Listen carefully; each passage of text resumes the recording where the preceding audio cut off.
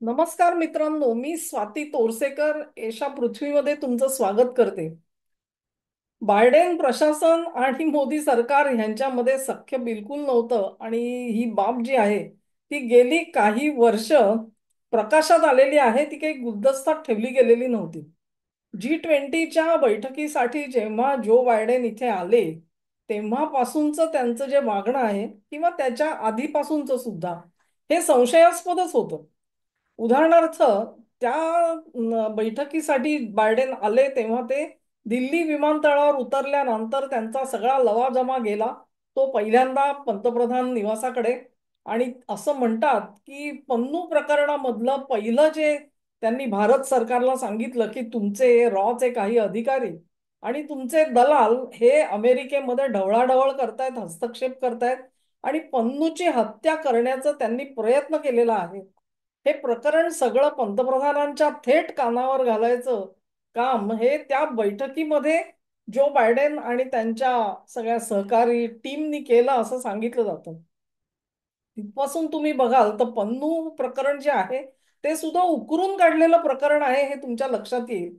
कारण स्पष्ट आहे म्हणजे भारतासोबत ज्याला म्हणतो आपण गोडी गुलाबीचे एका बाजूनी एका मागोमाग एक संरक्षण करार अमेरिका आपल्यासोबत करत होती आणि दुसऱ्या बाजूला मात्र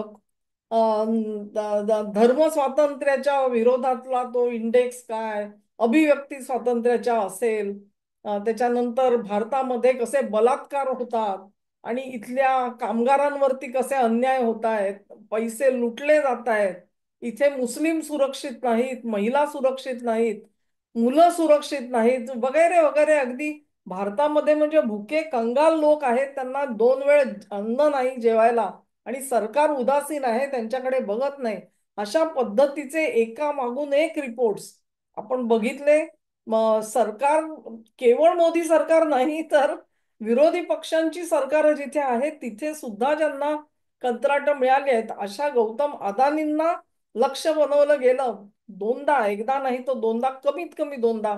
आणि त्यांच्यावरती एक प्रकारचा आर्थिक आणीबाणी लागू करावी की काय अशी परिस्थिती या लोकांनी आपल्यावरती आणलेली होती. तेव्हा हे बायडेन सरकार त्यांनी करार तर केला आपल्याशी आणि आपल्याला लढाऊ विमानाची इंजिन सुद्धा दिली नाही. म्हणजे आपण तेजस विमानं स्वतःसाठी बनवणार होतो, नौदलामध्ये ती सामील करून घ्यायची होती, तेही झालं नाही. भारताने राफाल खरेदी थांबवली तेवढ्यासाठी, त्यामुळे राफालही आली नाही. आणि आजच्या घडीला भारताकडे जरुरीपेक्षा कमी विमानं आहेत. त्याचं सगळं जे खापर जे आहे ते बायडेन सरकारवरती फोडावं लागतं. याही पेक्षा पलीकडे जाऊन तिथे अमेरिकेमध्ये सुद्धा अनेक गोष्टी आपण बघितल्या. कॅनडाच्या सरकारला पोपटासारखं बोलायला लावलं आणि मग आपण जेव्हा झाडलं त्यांना आणि आपले राजदूत परत बोलवले तेव्हा एक नाटक झालं आणि त्यांनी हकालपट्टी केल्याचं दाखवलं.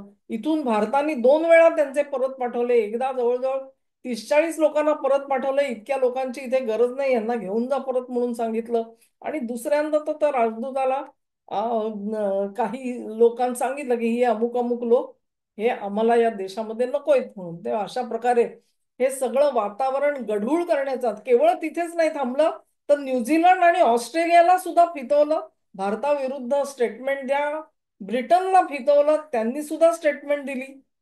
हे सगळं वातावरण निर्मिती कशासाठी होती तर भारत डॉटेड लाईन्स वरती सही करायला तयार नव्हता. अमेरिकेला भारताने चीनवरती स्वारी करायला पाहिजे होती, आक्रमण करायला पाहिजे होतं. आणि हे दिवस हे युद्धाचे दिवस नाहीत, युद्ध करण्याचे दिवस नाहीत म्हणून सांगणाऱ्या मोदींवरती सक्ती बळजबरी करायचा प्रयत्न केला, त्याला विरोध केला आणि म्हणून त्याची शिक्षा आपल्याला दिली जात होती. तर गेल्या आठवड्यामध्ये ते जॅक सलिवान आले, राष्ट्रीय सुरक्षा सल्लागार, आणि त्यांनी मोठी अगदी मारे अणु कराराच्या साठी आपली वाट मोकळी करून दिली. मी पण एक व्हिडिओ केला त्याच्यावरती.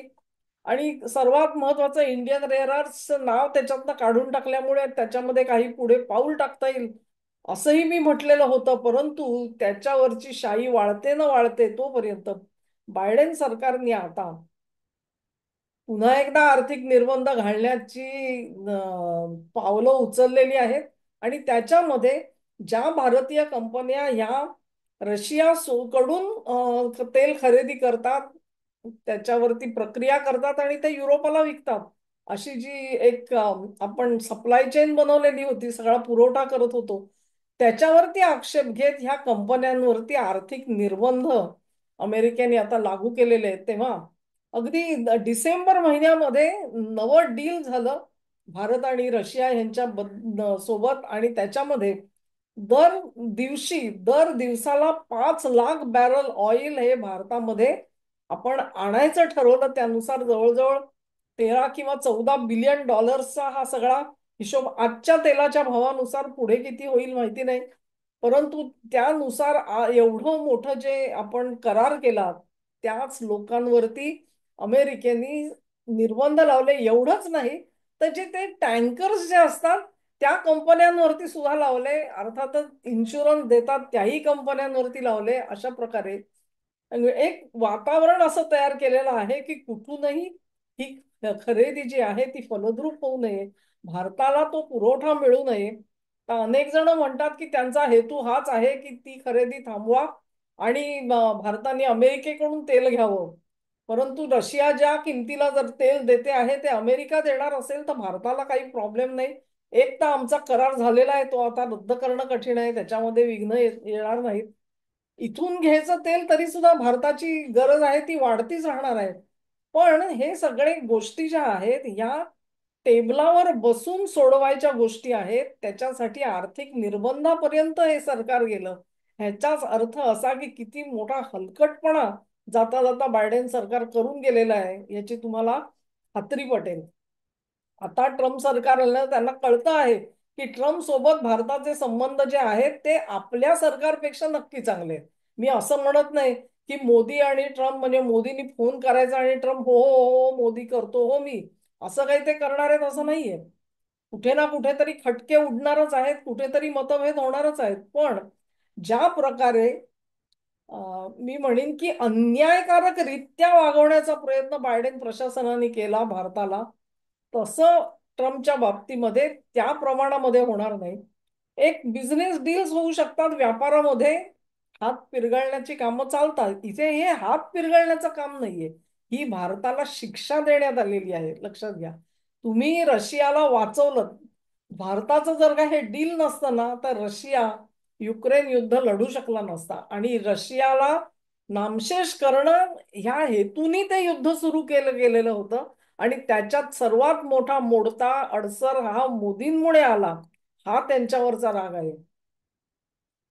तर हे सँक्शन्स जे आहेत ते किती दिवस टिकतात बघूया. मला नाही वाटत ट्रम्प सरकार हे त्याच्यामध्ये काही आडकाठी करेल. हे सँक्शन्स जे असतील ती माघारी घेतली जातील, इतरही अनेक गोष्टी या परत वळवल्या जातील. परंतु ह्याच्यामध्ये ज्याला म्हणतात ना वृथा ऊर्जा आपली वाया घालवणं, याच्या पलीकडे बायडेन सरकारने काही केलेलं नाहीये. आणि त्यांचे मनोदय स्पष्ट झालेले आहेत. म्हणजे त्यांच्या मनामध्ये किती विखार आहे भारताबाबत ते कळलं.